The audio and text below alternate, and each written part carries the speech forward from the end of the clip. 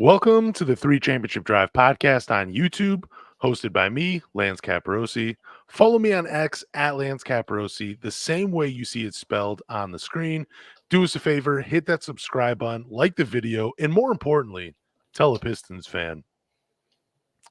When you're a 14-win team, you only have one thing to look forward to, and that's draft season. The prospects are very much like Zach and myself, where they're trying to make millions of dollars for their special gifts. Ours just happen to be doing this crazy thing on YouTube.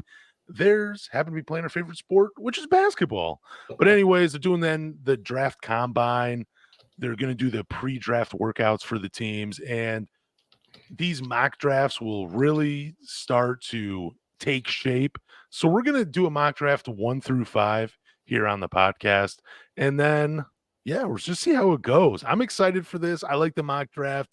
I like the doing this whole thing. It's fun to look at the prospects.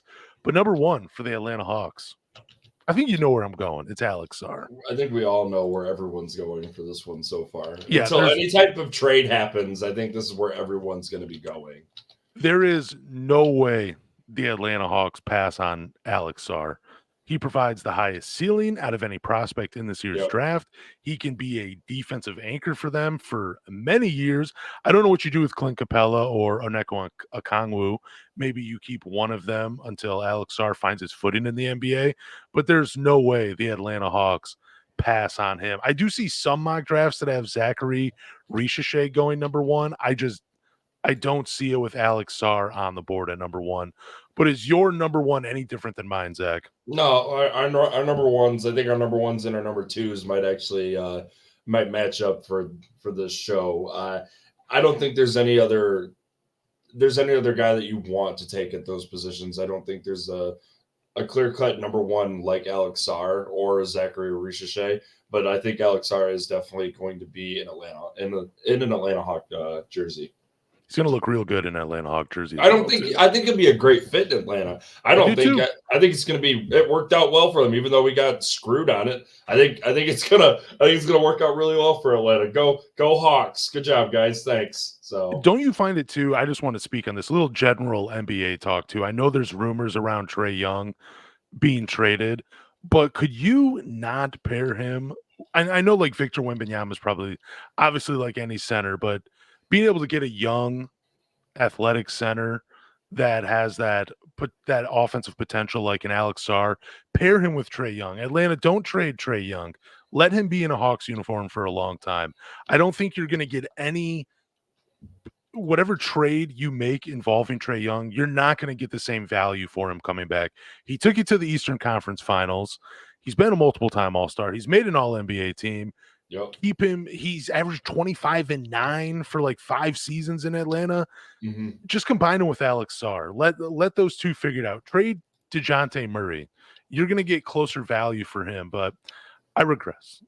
Number 2, Zach, who are you taking with the Washington Wizards? Because I think my answer is different than yours. I've thought a little bit about what would be a good fit for Washington to take, but I think with talent, I think Richeche is probably going to go number 2. If not, he's still going to be, I think, a top 5 pick. But I like him at number 2 going to Washington. I think he could fit. I want to say fit well, but they're a shitty team just like we are. So there's not really much of a fit. It's more of a savior kind of come in and shake things up a little bit. So with just strictly talent off the board, I think Richeche would probably be their best bet at Washington. So you're saying Washington goes with most talented, best pick available versus fit, even though you're right, they are a crappy team and you could just draft anybody and just kind of throw a dart in the dark. That's kind of where I'm at with them. Like they're not good at all. They're in the same boat we are, just with a higher pick. Lucky them. But I think they go with Richeche. I don't know how well he would fit with Golden State Warrior. Why can't I think of his name right now? Guard Jordan Poole. I don't know how well he could fit with that mess that they have going on over there. But and I don't know. I think Washington's in a worse position than we are. I think their roster has kind of a little more turmoil than ours does by any means. But I think Richeche is probably going to be your play now guy that might boost their their win percentage up a little bit. No, I mean, it would make sense because they definitely have a void at those 4 and 5 positions. And Zachary Richeset, you could play him at the 4. But I do think that there's a small I told you I was gonna change this earlier, Mhm. and I'm not gonna change. I'm gonna stick with my original answer, my original guy at number 2, and I'm gonna keep it with Stephon Castle because I know Washington needs a point guard. And he wants to play point guard. He said he sacrificed parts of his game to fit and to win at UConn. He's a guy that does pretty much everything that you want from your point guard. He's a playmaker. He has all the intangibles. He can play defense. The only thing he lacks is shooting. But man, you put him in the backcourt. You got enough scoring from Jordan Poole, Kyle Kuzma, Bilal Koulibaly is probably going to take another step in his second year. You have Denny Advia, who he's a playmaking forward. He can score. He can do it on both sides. You got some nice little pieces there in Washington. I do agree with you. I think Zachary Richeset most likely is the pick at number 2, but in my mock draft, Stephon Castle goes number 2 because they need a point guard. Okay. So for Houston, I'm going to take all the odd numbers. You're going to take all the even numbers. So for number 3, this is a guy that I hope falls because I feel like all of us doing mock drafts and talking about this prospect, we're all overthinking his game. He showed out at the combine. He looked great offensively. He looked great defensively at Kentucky. He's the best shooter in the draft.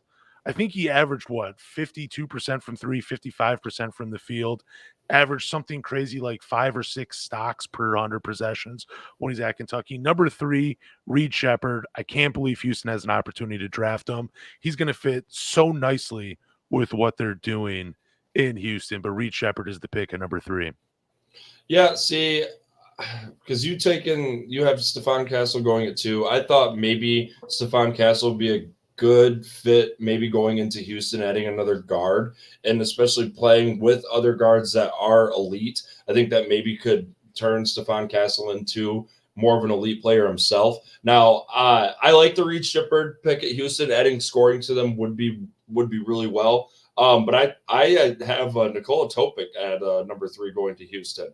I think Ooh, with his that's a good one. playmaking ability, giving maybe Jalen Green a little more movement off the ball, I think he could fit really well in Houston with really strong guard play. And with his size, I think in the way he distributes the ball, I think he could work really well in Houston.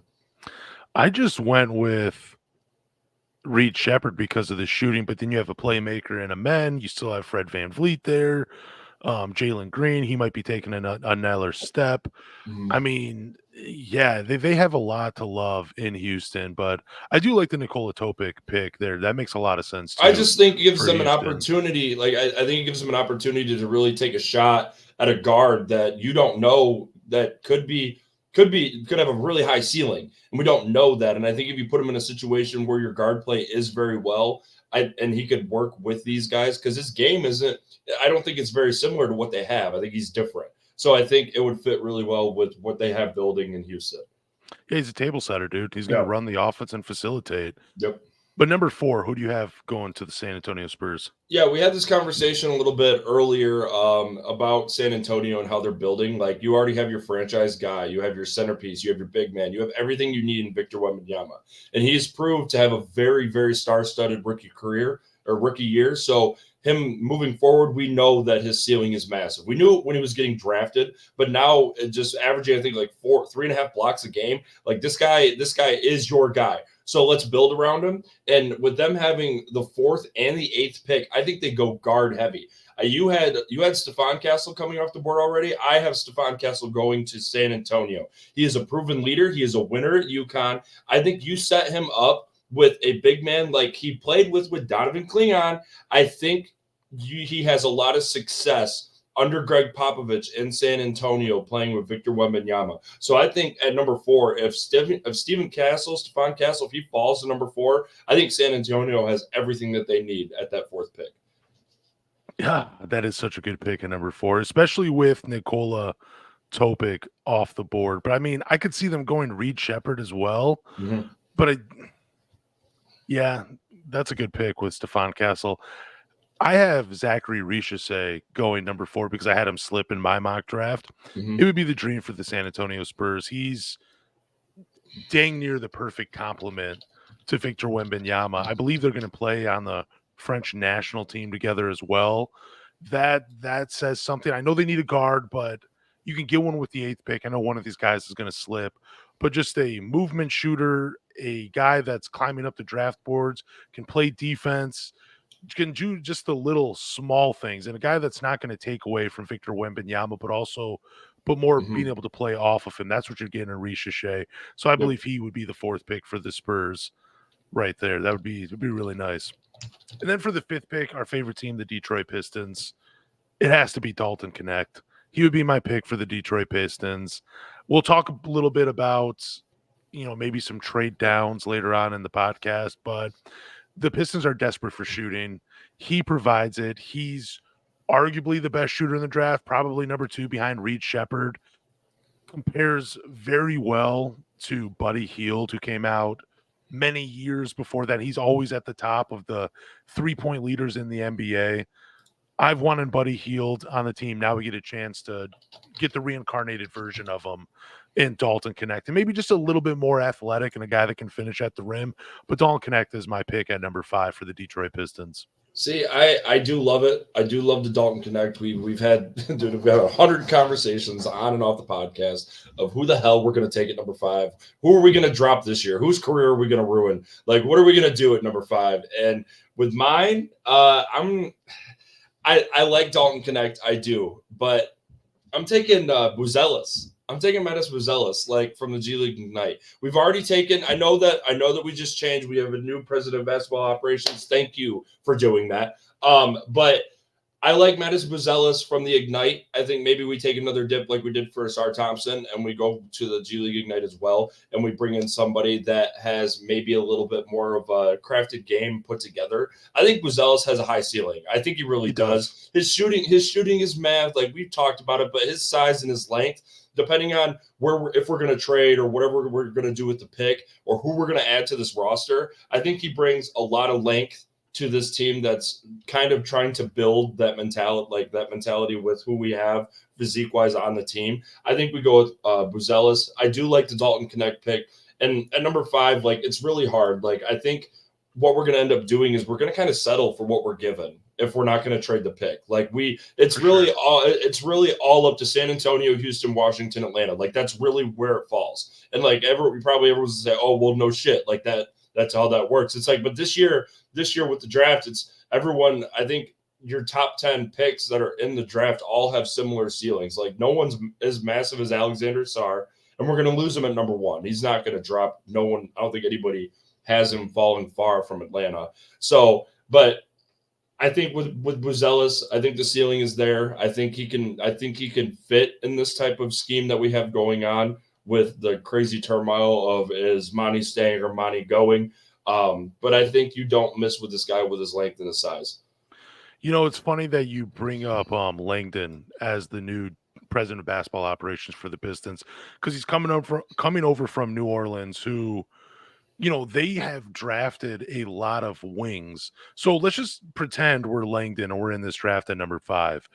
And we're looking at the wings. We're looking at like Ron Holland, Cody Williams, maybe Keyshawn George. I don't think he'll go at number 5, but he's, 40.8% 3-point shooter when he was in college. Has a lot of great intangibles as well.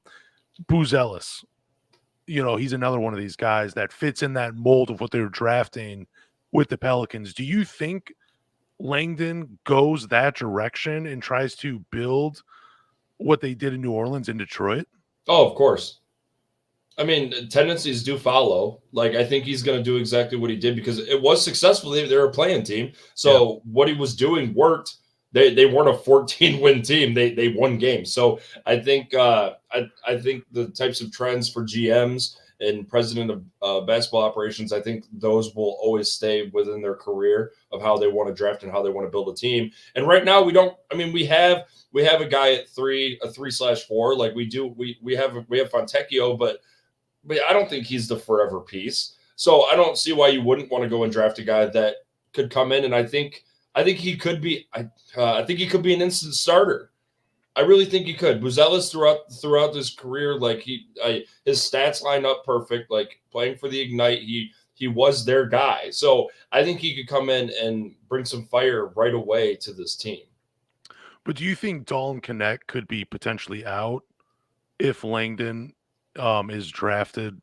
I mean, if Langdon decides to go the mold, I don't know if Dalton Knecht fits the mold of what they were going for, because it seemed like the wings were more 3-and-D, and he's missing the defense. Dalton Knecht is. So do you think potentially the Pistons pass on him because he doesn't fit that mold of what they were going for in New Orleans? I think they pass on him just because it doesn't fit his type of basketball style that he wants to watch or what he wants to build, and he doesn't want to draft him because of his age. I think if you're going to go, like, if we're going to start this process, he's the new president. This is his team now. This is what he wants to do. I don't think he wants to bring in a 26-year-old out of college in his 5th year. I think he'd rather bring in someone young that has more of an opportunity to be long-term for the Pistons program. So I think that we're going to see a lot of trends with this draft. I think whether it's him trading and picking up players, bringing players from maybe New Orleans that you've talked about in the last pod that I wasn't there for. Like that wasn't supposed to be a shot. I hope we see something that's consistent. And I think Langdon will bring that to us, and it's something we haven't had in a long time. Good man. I like that answer. I like your answer a lot. So Zach and I, we are going to do a complete lottery 1 through 14 mock draft. We're going to release it later this week. You can find it on YouTube, and you also be able to find it on Spotify, Apple, and all of the podcast platforms as well. So if the basketball gods are real, I will be praying for them in hopes that this player falls past all 4 teams and ends up in Detroit. So this is the draft dream for the Detroit Pistons. So we were just talking about Langdon and guys that he was a part of drafting in New Orleans, those 3-and-D, those big wings, a lot of 3-point shooting, can guard multiple positions. And the guy that fits that mold so perfectly is Zachary Richeche. Now, that is my draft dream scenario for the Detroit Pistons, that he falls, because I don't think he's going number 1, that he falls by Washington, he falls by Houston, because I don't think they need another forward like him. The only team I'm afraid of taking him is the San Antonio Spurs, but the draft dream is Zachary Richeche, because I forget what podcast I was listening to and what I was reading, but they were comparing him to Trey Murphy, and I'm thinking, Trey Murphy, he was one of these guys Langdon drafted in New Orleans, so why not get the other version of him and draft him in Detroit? That's the draft dream. But what's your draft dream for the Detroit Pistons at number 5? The draft dream was not to get fucking 5th. That was the draft dream. Yeah, of course. But we're here now. The draft dream was number 1, and we didn't get that. So the dream is dead. I would agree with you. I think Richeche would probably be the best bet. And even honestly, if they would want to do anything to maybe trade up for that position to get him, I don't know if I'd be surprised by it. But with this draft, I think it's like 80% chance we don't even make a selection at 5. I think we'll probably end up giving up the pick. I think there's a lot of opportunity out there, especially with Langdon coming from New Orleans. I think there's a lot of opportunity for him to maybe make some moves and grab some guys that he liked from New Orleans to bring to Detroit. So I don't even really think we will end up with the 5th overall pick. But if we could somehow have Richeche fall in our lap, that is something that's a no miss mentality on that pick. That's a Troy Weaver pick. That's he's the best one there. We're just going to take it. And that one actually might hit. But it's a little different than Troy Weaver, because not only is it best available, it's also he provides a fit for the Pistons. They need a 4 that can spread the floor. They need a 4 that can play defense, and Zachary Richeche provides that. But you're saying a trade, though. So what was the trade we were talking about earlier? I know it involved New Orleans, and I know it involved my guy Brandon Ingram, but I think it was, if memory serves me right, it's Jaden Ivey, yep, the 5th pick, and I think Isaiah Stewart. Correct. Yes. For Brandon Ingram. Yes, that's all it is. It's 2 players in the pick, and I think it's a protected pick as well, or the 5th overall pick that we have. So that's not really a bad move. I know you're going to lose Beef Stew, which you're going to be so upset about, but I think But I think if that deal is on the table, I don't think you say no to it, because it's basically saying Brandon Ingram is our 5th overall pick, which is a win. Like, we have a guy that's a potential all-star that we're bringing in, that is a starter, that's going to make an impact, that is going to add maybe 5 or 6 wins to this really bad team. So I like that trade opportunity. I think there's going to be a lot of trades in this year's draft. I think there's going to be a lot of people giving up picks for players to move up because the draft isn't that deep. So I think there's going to be a lot of movement. But giving away Jaden Ivey, I know you are okay with that. And then giving away Stewart, I'm okay with that. And then just taking that pick as well. So I think that would work out well for them. Are you more in favor of that trade versus anybody else that could be had at number 5? I know you're talking about Buzelis at number 5, but I mean, let's just say Rob Dillingham's on the board. I know we've talked about him a few times. Or, Donovan Cleon is at the board at number 5, which might be potentially opening up the door to trade Duren and possibly signing like a Jonas Valanciunas for a couple seasons to start in place of Donovan Cleon. There's a couple of different options there. But are you saying if the trade's on the table for Brandon Ingram, let's do the trade versus taking anybody else at number 5? Well, I mean, I think we have a smart president of basketball operations now that knows how to shop. So I don't think he's going to settle for less. I just think it's more obvious that he's going to go for a guy that he's already been a part of history with on that team, like bringing in Brandon Ingram and watching him kind of succeed, because obviously he liked his game enough for him to stay there. So, and to bring him in. So I like the Brandon Ingram thing, but I think it's still possible to shop and use our cap for what we can. Like, I think there's a lot of opportunity for Trajan Langdon to do what he wants with the organization, and he has a lot of freedom and a lot of movement to do so. I like that. I really do. You're complimenting me a lot today. And I know. It's really making me because feel good. It's making me feel good that I have someone that I can compliment. This is great. I really do appreciate it. This draft is it's just not deep enough for us to really go crazy with any types of trades. Like, I'd rather grab a guy in the league that has shown worth to a team and has provided a service that's worth something other than getting hurt. Like, Brandon Ingram is pretty reliable, and he gives you numbers. So I think if we were to get the opportunity to bring him in and have him be our starting 4, I think that's amazing. And that's not going to be a position that we have to worry about then. I mean, I think about it too. Like, if you can bring Brandon Ingram in and then your starting lineup going forward is Cade, Quentin Grimes, because he's the 3-and-D guy. And I think he's going to play much better this upcoming season than he showed towards the end of this year. Brandon Ingram at the 3, Simone Fontecchio at the 4, then Jalen Duren at the 5. Like, I don't know how many more wins that is, but that's a better overall product to watch than what we got. And for all these people that keep telling me, like, Brandon Ingram and Cade Cunningham, they don't mesh well.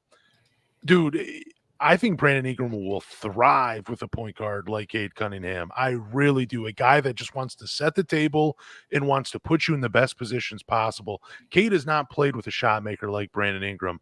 I think, I know we've seen Brandon Ingram not move super well without the ball, but there's still parts of I feel like he got better in New Orleans this past season at getting to his spots, moving without the ball, and position himself to get the shot he wanted.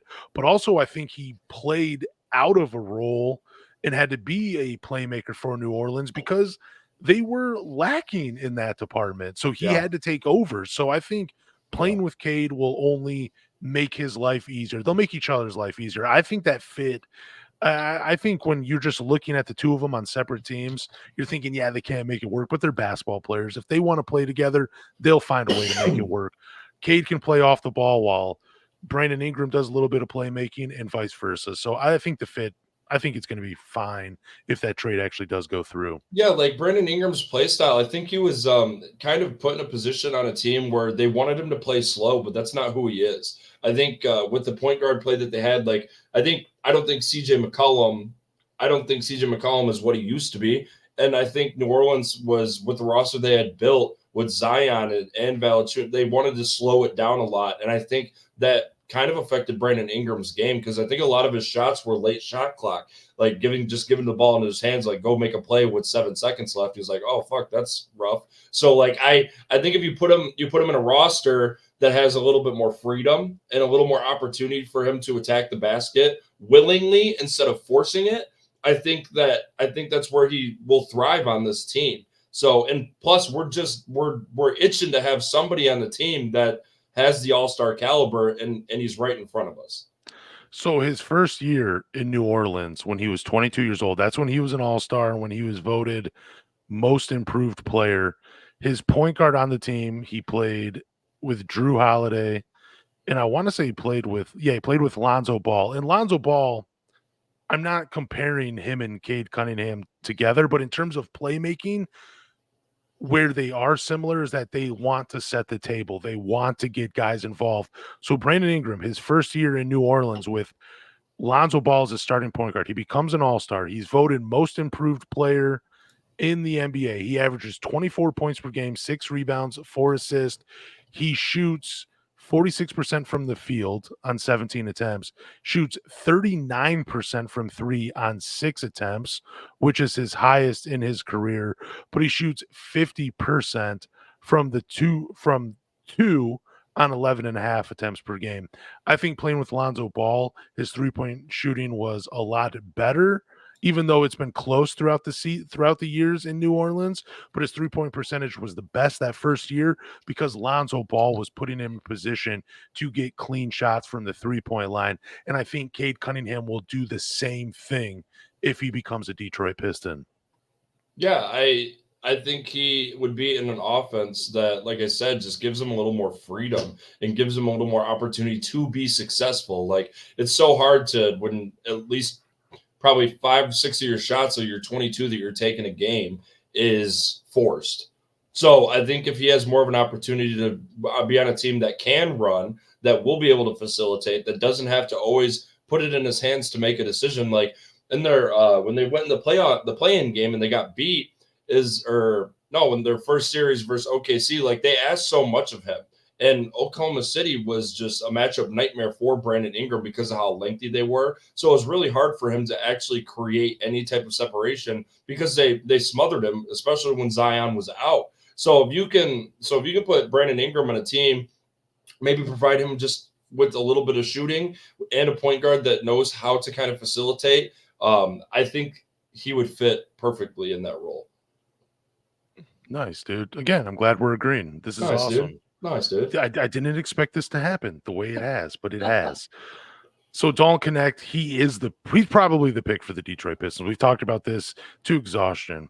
But if they get him at 5, that's awesome. But if there's a chance for the Detroit Pistons to trade down, they should do it where they can potentially collect another veteran and still draft Dalton Knecht, say at like 7, 9, or 10.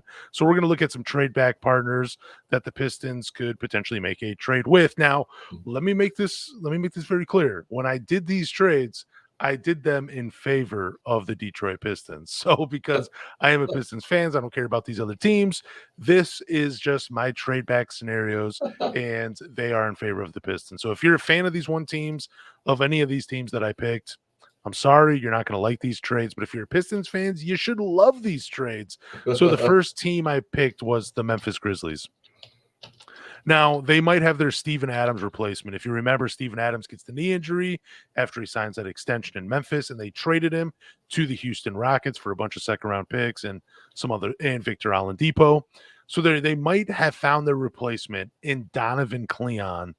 Now, I don't expect him to slip all the way to the 9th pick when the Memphis Grizzlies are drafting. So they might call up the Pistons and say, hey, he's at number 5. Let's work out a deal. So this is the most likely and probably, I think it could happen. So here's the trade. The Pistons will trade the 5th pick in Troy Brown Jr. His contract is non-guaranteed. It becomes fully guaranteed on June 30th for $4 million. They trade the 5th pick in Troy Brown Jr. to the Memphis Grizzlies for Santi Aldama in the 9th pick, where I believe they would still be able to draft Dalton Knecht with the 9th pick. That is probably, I think it's a great trade. I think it makes sense, because they do have a logjam up front. But imagine you're playing Memphis, you're trying to score at the rim, and you have Donovan Cleon and Jaren Jackson Jr. to go through. That's just a scary nightmare for opposing teams. What do you think about that trade? Or I do you think have another team yourself? I think that would work out really well for Memphis. I know that you said that would give them an incredible young building block at the 4 and 5 for Memphis. That would be awesome. And then if we could trade back and get something out of it more than just a pick and snag someone for it, I think that would actually work pretty well. So, but no, that's like kind of doing what Minnesota did to not to. It's a more athletic, big front court, but I think that would make Memphis even a lot more scary than they already are when Ja Morant's healthy. So that would be something that if they were smart that they could look into like that. But I don't see a trade like that happening. Yeah, like I said, these trades, I wanted to put that caveat in there. They're probably not going to happen, but like if I'm on the phone, if I'm Langdon, like if I Mhm. know I'm drafting Dalton Connect, Yeah, I am trying to work my way back in the draft to get another veteran and still get Connect as well. Now, like, and I was saying, like, I think these teams will like where they're drafting after they make the picks, but I'm talking about the veterans. Like I think Memphis fans would rather have Aldama versus Troy Brown Jr. on their roster. I just think Aldama's a little bit better of a player. But my second team on the list is the Portland Trailblazers. So let's just say this is the scenario. Portland is interested in one of Stephon Castle and Rob Dillingham, but so is Charlotte. Both of these players could be drafted at 5, and Portland doesn't want to wait. They don't want to wait for Charlotte to make a pick and they get the leftover of the two. And they're really keen on Stephon Castle. They're like, you know what? We could use this guy, pair him with Scoot. He's big enough to play with Simons as well. We could play Shaedon Sharp at the 4. We could do some crazy things. So here's the trade. Detroit sends the 5th pick and Evan Fournier, who has a team option, to the Portland Trailblazers for the 7th pick and Malcolm Brogdon, who has pretty much been the number one trade candidate since he's made it his way to Portland. I like Malcolm Brogdon's fit with Cade Cunningham. I like what he brings to a team. And I think Portland, they probably don't keep Evan Fournier, but they also could afford to absorb his contract as well. And who knows, maybe they cut him at some point too, because why do you want Evan Fournier on their team? But what do you think about them as a trade back partner? I don't mind that as a trade back, but Malcolm Brogdon, hopefully we just catch him while he's still kind of at the pinnacle of his height of his career. So, because I don't know, when I watch Malcolm Brogdon, I don't know which one you're going to get. Are you going to get the guy that's 8 for 8 for 3 and is distributing well, or the guy that isn't hitting anything at all? I don't know. I don't know if I like the fit with Cade in the backcourt. It could work, it couldn't, but these are all obviously hypothetical. So I don't know. I like the Memphis one more than the Portland one. I think Portland is in shambles right now. I think Portland's more of a mess than the Pistons are. I know that they won more games than us, but I still think Portland's still trying to figure out a lot of things over there with how they want to kind of associate their team.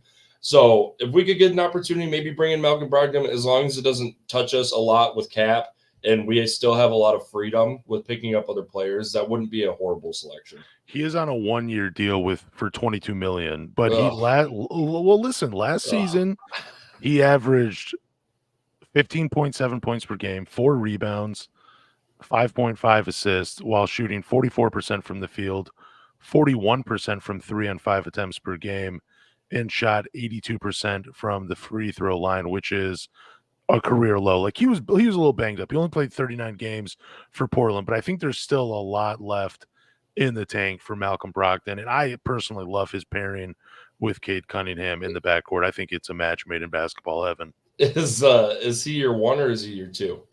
I think they're interchangeable. I think at that point you're just saying guard, and that's it. He can Okay, play off the ball or he can play make. It doesn't matter. He could bring the ball up or Cade. Doesn't matter. I, gotcha. I like Okay, them in the backcourt. okay. All right, so my third team, Utah Jazz. Here's another scenario of the Utah Jazz. They're a good team, but they're missing that guy who can take them over the top. Maybe Utah thinks, hey, you know what? That guy that can take us over the top, he's available at 5. Now, I know that they have a plethora of forwards and Lauri Markkanen, John Collins, Taylor Hendricks, and they got Walker Kessler still, finding his way off the bench. But they got a pretty good front court. They got some, there's a guy that the Pistons could take at that 4 spot. So my trade would be, again, Evan Fournier in the 5th pick for Utah, and we're bringing in back John Collins, and we're getting the 10th pick from the Utah Jazz. So the Utah Jazz, they can draft, I don't know, Rob Dillingham or Stephon Castle. Maybe they like Ron Holland. They want to draft him at number 5 because they don't think he'll be available at number 10. I don't know. So Utah Jazz, that's the trade back, but we're getting John Collins to start at the 4 spot. And we know Cade, he can elevate Big's games. And John Collins, he's been struggling a little bit since his final days in Atlanta. Had a pretty good year in Utah, but I think he is pretty expendable. Now, the only problem is I think he has like 2 or 3 years left on his contract, which Piston fans might not love. But what do you think about them as a trade back partner? I like John Collins. I think John Collins is the only reason he had a down year with Utah was they asked for him to do a lot. And I don't think he's that guy to be your superstar. I think he's a really good, not a centerpiece to your offense or your defense. I just think he's a good fill guy. Like, I think he does all the right things for a team. And I think he brings a lot of intangibles with his length, his size, and his incredible vert. I think he would work well with Cade. On basically screen and rolls. There would be no pick and pop situation for him. I think it would all be just screen and rolls. And I think with his athleticism, I think make those faces, bro. I think with his athleticism, I think he would give us a better defensive situation than what we've been dealing with Duren. I think he's not as a liability as Duren is on the defensive side of the ball, just because I think he's faster. I like that. I like that trade. Out of all the ones that you put up for us to do, I think that's one of my favorites. John Collins, I don't think John Collins is someone that you can bring on and he's going to do anything negative to your team. I think he's just going to bring good things. I'm looking up his contract right now, see how much he has left. So his contract ends in 25-26, and it's a player option for $26 million. And for Utah this past season, he averaged 15 and 8 with 1 assist, shot 53% from the field, 37% from the 3-point line. That's why I made the face, because he can definitely space the floor. Only took 3 attempts, though. I would love him as the 4 in Detroit. I think there's still a little bit left in the tank. Again, probably doesn't help you win 40-something games, but gives you an upgrade at that 4, allows you to bring Isaiah Stewart off the bench, whether he's playing the 5 or the 4, gives you more 3-point shooting, which is something you need, can block a shot here and there, not a great defender by any means, but can also rebound the ball. So you'd have 3 pretty good rebounders at that 4 and 5 position between John Collins, Isaiah Stewart, and Jalen Duren. And then not to mention, let's not forget Asar Thompson, who can rebound the ball as well at that 3 spot. You might lead the league in rebounds with all those guys on the roster. So, but out of all of those teams, how would you rank those trades? Like in your least likely to, I don't know, likely, or your favorite to worst favorite? To be honest, I think I like them all in general. Like, I do like the way we talk about it and how we look at it for hypothetical what we could do. But unfortunately, we're not a GM and we're not a president of basketball operations, and I don't think any of these are something that's going to happen. I don't think, and I only say that because of where Trajan's coming from. I don't think these guys are really teams that we're going to make deals with. I don't think. If I'm going to go in order, I like the Utah one as my favorite. I think the Utah one works the best for this team. I think it brings more for us, and we're not losing as much with it. And I'm probably second. I would take the Portland, and third would be the Memphis. So I don't think our trade partners are going to be any of these teams. I really do think that if we're going to do a focus, it's going to probably end up being New Orleans. Yeah, I mean, I agree with you. I think if there is any trade, it probably goes with New Orleans, just because, they do got to clear some cap space. Like, they have some guys that need to get signed, like Trey Murphy, and he's a huge part of their future. Even though they are most likely going to let Jonas Valanciunas walk, Najee Marshall's going to walk, And I know that Brandon Ingram still has 1 year left on his contract. But again, you're right. I think most likely it's going to be New Orleans, but I think there might be a deal on the table that maybe doesn't involve the 5th pick to bring Brandon Ingram in Yeah. from New Orleans. So, Yeah. but also, I mean, if you think like, I mean, for all we know, Langdon probably doesn't even like Brandon Ingram, where he thinks, look, Najee Marshall fits this team a little bit better. I don't have to give anything up to get him. I Yeah. just got to sign him to this offseason. Let me trade this 5th pick and let me clear Evan Fournier, who, no team, I don't think any team really wants, but they can just say, hey, let's just buy him out and let's just trade back, get Dalton, Knecht, with the 9th or the 10th or the 7th pick and, bring in a veteran, like I was saying. But again, all these trades that I came up with, they really do benefit the Pistons. I mean, Yeah. the Memphis one does benefit them because they get Cleon, which would be just scary with Jaren Jackson Jr. Utah, I'm not really sure what they want to do with their pick, but I mean, again, if they want to go Ron Holland at number 10, he might not be there. So maybe they do want to trade up. And Yeah. if they think like, hey, Ron Holland can help us immediately and we can still keep Laurie, let's get rid of John Collins because we got Taylor Hendricks sitting on the bench as well. So I don't know. I mean, it was fun for me to look back on these teams and come up with partners for trade packages. So I don't know. I really enjoyed doing that. And hopefully the people listening enjoyed it as well. And feel free to drop a comment in the YouTube section if you like the trades or not. But that is the podcast. So thank you guys for listening to the 3 Championship Drive podcast. Do us a favor, go to Google, Apple, Spotify, or wherever you listen to podcasts and hit the follow button. After you hit the follow button, rate with 5 stars and tell us who you would like with the 5th pick. But more importantly, tell a Pistons fan